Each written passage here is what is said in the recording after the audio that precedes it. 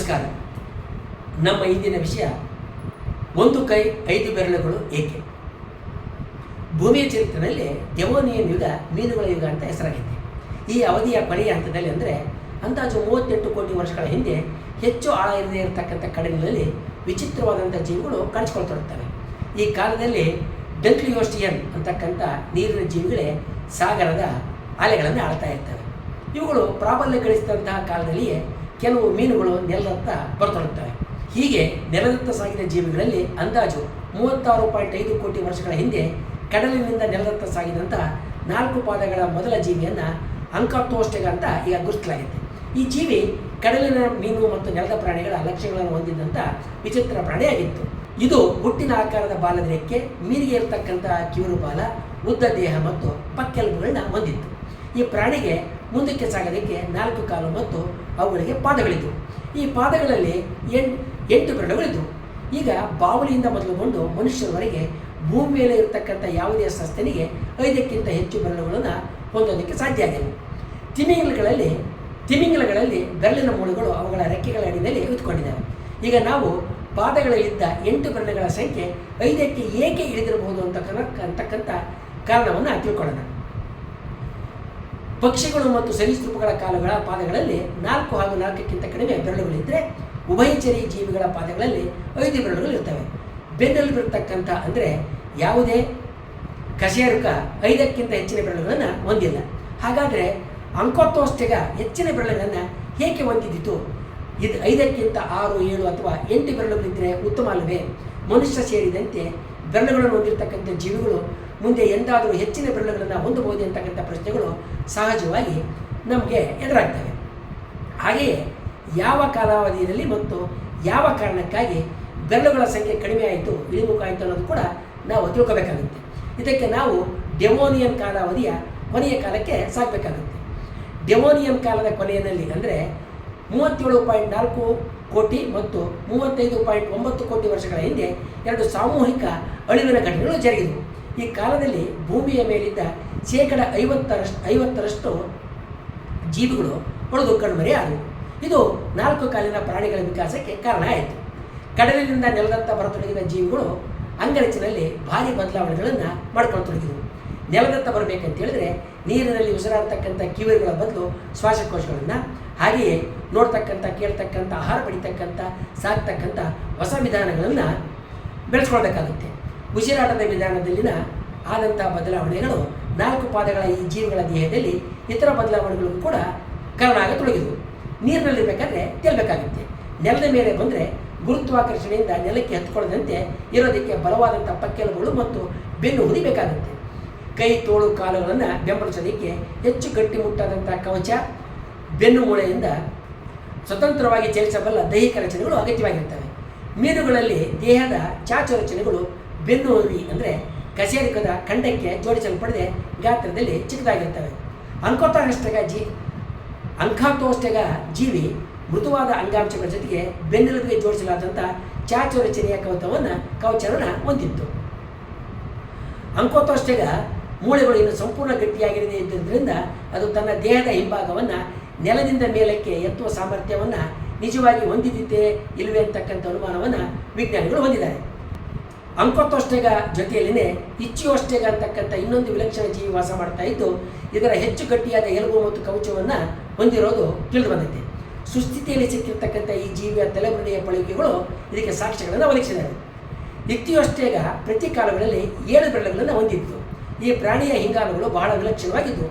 ಹಿಂಗಾಲುಗಳ ಪಾದಗಳಲ್ಲಿದ್ದಂಥ ಬೆರಳುಗಳಲ್ಲಿ 3 ಮತ್ತು 4 ಬೆರಳುಗಳು 2 ಕಟ್ಟುಗಳಲ್ಲಿದ್ದು ಇವು ವಿಚಿತ್ರ ಕೋನದಲ್ಲಿ ಬೇರ್ಪಡಿಸಲ್ಪಟ್ಟಿದ್ದವು ಅನ್ನೋದನ್ನು 3 ಪಳವಳಿಕೆಗಳಿಂದ ನಮಗೆ ಸ್ಪಷ್ಟವಾಗಿ ಗೊತ್ತಾಗಿದೆ.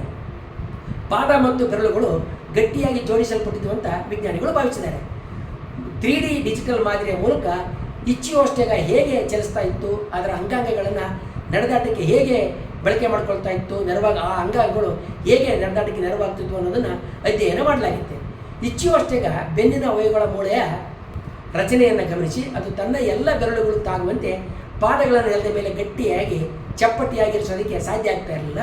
ಹಾಗೆಯೇ ಅವು ನೀರಿನಲ್ಲಿ ಬಳಕೆಯಾಗ್ತಕ್ಕಂಥ ಹುಟ್ಟು ಪಾದಗಳಂತೆ ಇದ್ವು ಅಂತಕ್ಕಂಥ ತೀರ್ಮಾನಕ್ಕೆ ಬರಲಾಗಿದೆ. ಈಗಿನ ಎಲ್ಲ 4 ಕಾಲಿನ ಪ್ರಾಣಿಗಳು ತಮ್ಮ ಮುಂದಿನ ಮತ್ತು ಹಿಂದಿನ ಕಾಲುಗಳಲ್ಲಿ ಒಂದು ಕಡೆಯದನ್ನು ಮುಂದಿರಿಸಿ ಇನ್ನೊಂದು ಕಡೆಯದನ್ನು ಹಿಂದಿರಿಸಿ ನಡೀತವೆ. ಇದಕ್ಕಿಂತ ಬೇರೆಯಾಗಿ ಇಕ್ಟಿಯೋಸ್ಟೆಗ ತನ್ನ ಎರಡೂ ಬಲಕಾಲುಗಳನ್ನು ಒಟ್ಟಿಗೆ ಮುಂದಕ್ಕೆ ಇರಿಸಿ ನಂತರ ಎರಡೂ ಕಾಲುಗಳನ್ನು ಮುಂದಕ್ಕೆ ಇಳಿಸಿ ಸಾಕ್ತಾ ಇತ್ತು ಅಂತ ಕೆಲವು ವಿಜ್ಞಾನಿಗಳು ವಾದ ಮಾಡಿದ್ದಾರೆ. ಇದನ್ನು ಒಪ್ಪದ ಇತರರು ಈ ಪ್ರಾಣಿ ಈಜುರೆಕ್ಕೆಗಳನ್ನು ಬಳಸುವ ರೀತಿಯಲ್ಲಿ ಮುಂದಿನ ಮತ್ತು ಹಿಂದಿನ ಎರಡೂ ಪಾದಗಳನ್ನು ಒಟ್ಟಿಗೆ ಸರಿಸಿ ಮುಂದಕ್ಕೆ ನೀರಿನಲ್ಲಿ ಸಾಗುವಂತೆ ಜಾರ್ತಾ ಇತ್ತು ಅಂತ ಹೇಳಿದ್ದಾರೆ. ಒಟ್ಟಾರೆಯಾಗಿ ಈ ಪ್ರಾಣಿಗಳು ಈಜುವ ಮತ್ತು ನಡೆಯುವ ನಡುವಿನ ಸ್ಥಿತಿಯಲ್ಲಿ ತಮ್ಮ ಕಾಲು ಮತ್ತು ಪಾದಗಳನ್ನು ಮತ್ತು ಬೆರಳುಗಳನ್ನು ಹೊಂದಿದ್ವು ಮತ್ತು ಬಳಸ್ತಾ ಇದ್ವು. ಭೂಮಿಯ ಮೇಲೆ ಕಾಲು ಮತ್ತು ಪಾದಗಳನ್ನು ಹೊಂದಿದ್ದಂಥ ಆರಂಭಿಕ ಜೀವಿಗಳು ಹೇಗೆ ನಡೀತಾ ಇದ್ವು ಅನ್ನೋದನ್ನು ನಿರ್ಧರಿಸೋದಕ್ಕೆ ನೆರವಾಗ್ತಕ್ಕಂಥ ಪ್ರಾಣಿಗಳು ಸರಿದಾದಂಥ ಗುರುತುಗಳು ಇರ್ತಕ್ಕಂಥ ಪಳೆಯುಳಿಕೆಗಳು ಐರ್ಲೆಂಡ್ನಲ್ಲಿ ಸಿಕ್ಕಿದ್ದಾವೆ. ಈ ಎಲ್ಲ ಗುರುತುಗಳು ಈ ಪ್ರಾಣಿಗಳ ಪಳೆಯುಳಿಕೆಗಿಂತ ಹಿಂದಿನ ಕಾಲಕ್ಕೆ ಸೇರಿದವಾಗಿದ್ದಾವೆ. ಪಳೆಯುಳಿಕೆಗಳಲ್ಲಿ ಸಿಕ್ಕಿರ್ತಕ್ಕಂಥ ಪ್ರಾಣಿಗಳ ಸರಿದಾಟದ ಗುರುತುಗಳ ಅಧ್ಯಯನವನ್ನು ಐಕ್ನಾಲಜಿ ಅಂತ ಕರೀತಾರೆ. ಈ ಪಳೆಯುಳಿಕೆಗಳಲ್ಲಿರ್ತಕ್ಕಂಥ 100 ಗುರುತುಗಳಲ್ಲಿ 9 ಬಗೆಯ ಜಾಡುಗಳನ್ನು ಗುರುತಿಸಲಾಗಿದೆ. ಇವು ಬೇರೆ ಬೇರೆ ಪ್ರಾಣಿಗಳಿಗೆ ಸೇರಿರಬಹುದು ಅಥವಾ ಒಂದೇ ಪ್ರಾಣಿ ವಿವಿಧ ಬೆಳವಣಿಗೆ ಹಂತದಲ್ಲಿ ಮೂಡಿಸಿರ್ತಕ್ಕಂಥ ಗುರುತುಗಳು ಕೂಡ ಆಗಿರ್ಬೋದು. ಈ ಗುರುತುಗಳು ಯಾವ ಕಾಲದಲ್ಲಿ ಮೂಡಿರಬಹುದು ಅನ್ನೋದನ್ನು ತೀರ್ಮಾನಿಸೋದಕ್ಕೆ ಆಗದೇ ಇದ್ದರೂ ಕೂಡ ಈ ಜೀವಿಗಳು ಹೇಗೆ ಸಾಕ್ತಾ ಇದ್ವು ಅನ್ನೋದನ್ನು ತಿಳಿಯೋದಕ್ಕೆ ಸಾಧ್ಯ ಆಗಿದೆ. ಈ ಗುರುತುಗಳಿಂದ 4 ಕಾಲಿನ ಪ್ರಾಣಿಗಳು ನೆಲದ ಮೇಲೆ ಪಾದಗಳನ್ನು ಬಳಸಿ ಜಾರಿ ಮುಂದೆ ಸಾಗಿದೆ ದೇಹವನ್ನು ನೆಲದಿಂದ ಮೇಲೆತ್ತಿ ಹೆಜ್ಜೆಯೂರಿ ನಡೀತಾ ಇದ್ವು ಅನ್ನೋದು ಸ್ಪಷ್ಟವಾಗಿ ಗೊತ್ತಾಗಿದೆ. ಆದರೆ ಈ ಪಳೆಯುಳಿಕೆಯ ಜಾಡುಗಳಲ್ಲಿ ಬೆರಳುಗಳ ಗುರುತುಗಳು ಎಲ್ಲಿಯೂ ಮೂಡಿಲ್ಲ. ಪ್ರಾಣಿಗಳು ಹೆಜ್ಜೆ ಊರಿದಾಗ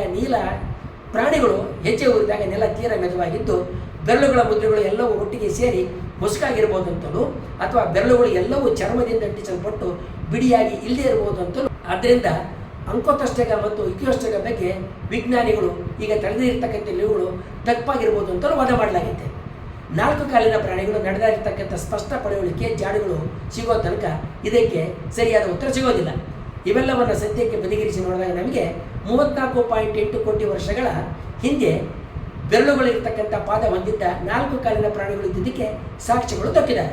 ಈ ಕಾಲದಲ್ಲಿ ಪೆಡೆರ್ಪೆಸ್ ಮತ್ತು ಕ್ಯಾಸಿನೇರಿ ಅಂತಕ್ಕಂಥ ಸಂಪೂರ್ಣವಾಗಿ ನೆಲದ ಮೇಲೆಯೇ ಜೀವಿಸ್ತಾ ಇದ್ದಂಥ 4 ಕಾಲಿನ ಪ್ರಾಣಿಗಳು ಇದ್ದುದಕ್ಕೆ ಪುರಾವೆಯಾಗಿ ಪಳೆಯುಳಿಕೆಗಳು ಸಿಕ್ಕಿದ್ದಾವೆ. ಪೆಡೆರ್ಪೆಸ್ ದೇಹದ ಎಡ ಬಲಕ್ಕೆ ಚಾಚಿರ್ತಕ್ಕಂಥ ಕಾಲುಗಳು ಪೆಡೆರ್ಪಸ್ ದೇಹದ ಎಡ ಮತ್ತು ಬಲಕ್ಕೆ ಚಾಚಿರುವ ಕಾಲುಗಳ ಬದಲು ಮುಂದೆ ಮತ್ತು ಹಿಂದಕ್ಕೆ ಚಾಚಿದ ಕಾಲುಗಳನ್ನು ಹೊಂದಿತ್ತು. ಕೆನಚೇರಿಯ ಇಳಿಯ ಗಾತ್ರದ ಪ್ರಾಣಿಯಾಗಿದ್ದು ಅದರ 4 ಪಾದಗಳಲ್ಲಿ ಪ್ರತಿಯೊಂದರಲ್ಲಿಯೂ 5 ಬೆರಳುಗಳು ಮತ್ತು ಅವುಗಳ ಉಗುರುಗಳು ಹಾಗೂ ಪಾದದ ತುದಿ ಇದ್ದವು. ಇದು ಈ ಪ್ರಾಣಿ ಭೂಮಿಯ ಮೇಲೆ ಎಲ್ಲ ಬಗೆಯ ಜಾಗಗಳಲ್ಲಿ ನಡೆದಾಡ್ತಕ್ಕಂಥ ಸಾಮರ್ಥ್ಯವನ್ನು ಹೊಂದಿತ್ತು ಅನ್ನೋದಕ್ಕೆ ಸಮರ್ಥೆಯನ್ನು ಒದಗಿಸ್ತದೆ. ಆದ್ದರಿಂದ ಸಂಪೂರ್ಣವಾಗಿ ನೆಲದ ಮೇಲೆ ತಮ್ಮ ಬದುಕನ್ನು ಕಂಡುಕೊಂಡ ಜೀವಿಗಳಲ್ಲಿ 5 ಬೆರಳುಗಳಿದ್ವು ಅಂತಕ್ಕಂಥದ್ದು ಸ್ಪಷ್ಟವಾಗಿ ನಾವು ಹೇಳ್ಬೋದು. ಹೆಜ್ಜೆಯೂರಿ ನಡಿಬೇಕಾದ್ರೆ ಪಾದದ ಮೂಳೆಗಳ ಮೇಲೆ ಹೆಚ್ಚಿನ ಒತ್ತಡ ಬೀಳ್ತದೆ. ಪಾದದಲ್ಲಿ ಹೆಚ್ಚು ಬೆರಳುಗಳಿದ್ದರೆ ಈ ಬೆರಳುಗಳ ಗಾತ್ರ ಸಣ್ಣದಾಗಿರಬೇಕಾಗುತ್ತೆ. ಆಗ ಸಣ್ಣ ಗಾತ್ರದ ಬೆರಳುಗಳ ಮೂಳೆಗಳು ಹೆಚ್ಚಿನ ಒತ್ತಡವನ್ನು ತಾಳಲಾರವು. ಆದ್ದರಿಂದ ಈ ಬೆರಳುಗಳ ಸಂಖ್ಯೆಯನ್ನು ಕುಗ್ಗಿಸಿಕೊಂಡು ಗಾತ್ರ ಹಿಗ್ಗಿಸಿಕೊಂಡ್ರೆ ಹೆಚ್ಚಿನ ಒತ್ತಡವನ್ನು ತಾಳೋದು ಸಾಧ್ಯ. ಆದ್ದರಿಂದಲೇ ನಡೆದಾಡ್ತಕ್ಕಂಥ ಪ್ರಾಣಿಗಳ ಪಾದದಲ್ಲಿ 5 ಮತ್ತು ಅದಕ್ಕಿಂತ ಕಡಿಮೆ ಸಂಖ್ಯೆಯ ಬೆರಳುಗಳು ಉಳಿದುವು ಅಂತಕ್ಕಂಥದ್ದು ಒಂದು ವಾದ. ಈ ವಾದಕ್ಕೆ ಹೆಚ್ಚಿನ ಸಮರ್ಥನೆ ನೀಡತಕ್ಕಂಥ ಪಳೆಯುಳಿಕೆಗಳು ಇನ್ನೂ ಸಿಕ್ಕಿಲ್ಲ. ಆರಂಭದಲ್ಲಿ 8 ಬೆರಳುಗಳ ಜೀವ ವಿಕಸನದಲ್ಲಿ ಮತ್ತೆ ಏಕೆ ಕಾಣಿಸಿಕೊಳ್ಳಿಲ್ಲ ಅಂತಕ್ಕಂಥ ಪ್ರಶ್ನೆಗೆ ಡೊಲ್ಲೋ ನಿಯಮದ ಮೂಲಕ ಉತ್ತರವನ್ನು ನೀಡಲಾಗಿದೆ. ಈ ನಿಯಮ ವಿಕಸನದ ಹಾದಿನಲ್ಲಿ ಅಳಿದು ಹೋಗಿರ್ತಕ್ಕಂಥ ಸಂಕೀರ್ಣ ಗುಣಲಕ್ಷಣಗಳು ಮತ್ತೆ ಕಾಣಿಸ್ಕೊಳ್ಳೋದಿಲ್ಲ. ಏಕೆಂದರೆ ಈ ಅಂಗಗಳನ್ನು ಕಳೆದುಕೊಳ್ಳುವಂತೆ ಮಾಡಿದಂಥ ವಂಶವಾಹಕ ಕಾರಣಗಳನ್ನು ಹಿಂದಿನ ಸ್ಥಿತಿಗೆ ಒಯ್ಯೋದಕ್ಕಾಗೋದಿಲ್ಲ. ಆದ್ದರಿಂದ ಕಳೆದು ಹೋದಿದ್ದು ಮತ್ತೆ ಬರೋದು ಅಸಾಧ್ಯ ಸನಿಹ ಅಂತ ತಿಳಿಸ್ತದೆ. ಇದಕ್ಕೆ ಉದಾಹರಣೆ ಅಂತ ಹೇಳಿದರೆ ಹಿಂದೆ ತಿಮಿಂಗಲಗಳಿಗೆ ಕಾಲುಗಳು, ಹಕ್ಕಿಗಳಿಗೆ ಹಲ್ಲುಗಳಿದ್ವು, ಆದರೆ ಅವು ಈಗಿಲ್ಲ, ಮುಂದೆ ಕಾಣಿಸ್ಕೊಳ್ಳೋದು ಅಸಾಧ್ಯ ಅಂತ ಇದು ವಿವರಣೆ ನೀಡುತ್ತೆ. ಆದರೆ ಈ ಎಲ್ಲ ನಿಯಮಗಳಿಗೂ ಕೆಲವು ಅಪವಾದಗಳು ಇರ್ತವೆ. 2003ರಲ್ಲಿ 24.2 ಕೋಟಿ ವರ್ಷಗಳ ಹಿಂದೆ ಇದ್ದಂತಹ ಟ್ರಯಾಸಿಕ್ ಅವಧಿಗೆ ಸೇರಿದಂಥ ನೀರಿನಲ್ಲಿನ ಸರೀಸೃಪವೊಂದರ ಪಳೆಯುಳಿಕೆಯಲ್ಲಿ ಅದರ ಮುಂದಿನ ಪಾದಗಳಲ್ಲಿ 7, ಹಿಂದಿನ ಪಾದಗಳಲ್ಲಿ 6 ಬೆರಳುಗಳಿರೋದು ಗೊತ್ತಾಗಿದೆ. ಈ ಸರೀಸೃಪ ತನ್ನ ಜೀವಿತದ ಅವಧಿಯಲ್ಲಿ ಹೆಚ್ಚಿನ ಕಾಲವನ್ನು ನೀರಿನಲ್ಲಿ ಕಳೀತಾ ಇದ್ದು ಈ ಪರಿಸರದಲ್ಲಿ ಹೆಚ್ಚು ಬೆರಳುಗಳು ಅನುಕೂಲವಾಗಿದ್ದು ಅನ್ನೋದೇ ಇದಕ್ಕೆ ಕಾರಣ ಅಂತಾರೆ ವಿಜ್ಞಾನಿಗಳು. ವಂಶವಾಹಿಗಳು ಜೀವ ವಿಕಸನದಲ್ಲಿ ಭಾರೀ ಪ್ರಭಾವ ಬೀರಿ ಪರಿಸರಕ್ಕೆ ಅತಿ ಹೆಚ್ಚು ಹೊಂದಾಣಿಕೆ ಆಗುವಂತೆ ವಿಕಸಿಸುತ್ತವೆ ಅನ್ನೋದನ್ನು ನಾವು ಗಮನದಲ್ಲಿ ಇಟ್ಕೊಂಡಿರಬೇಕು. 8 ಬೆರಳುಗಳು ಬದಲು 5 ಬೆರಳುಗಳು ಏಕೆ ಉಳಿದುಕೊಂಡು ಅನ್ನೋದಕ್ಕೆ ಈಗ ವೈಜ್ಞಾನಿಕ ಉತ್ತರಗಳು ದಕ್ಕಿದ್ದಾವೆ. ಹೆಚ್ಚಿನ ಸಾಕ್ಷ್ಯಗಳು ಸಿಕ್ಕಿದಂತೆ ಈ ಉತ್ತರಗಳಲ್ಲಿ ಸುಧಾರಣೆಗಳು ಬರ್ತವೆ ಅನ್ನೋದನ್ನು ನಾವು ಕಾದು ನೋಡಬೇಕು. ಮುಂದಿನ ವಿಡಿಯೋದಲ್ಲಿ ನಾವು ಜೀವ ವಿಕಾಸಕ್ಕೆ ಸಂಬಂಧಿಸಿದಂಥ ಇತರ ವಿಷಯಗಳನ್ನು ತಿಳಿಯೋಣ ವಂದನೆಗಳೊಂದಿಗೆ.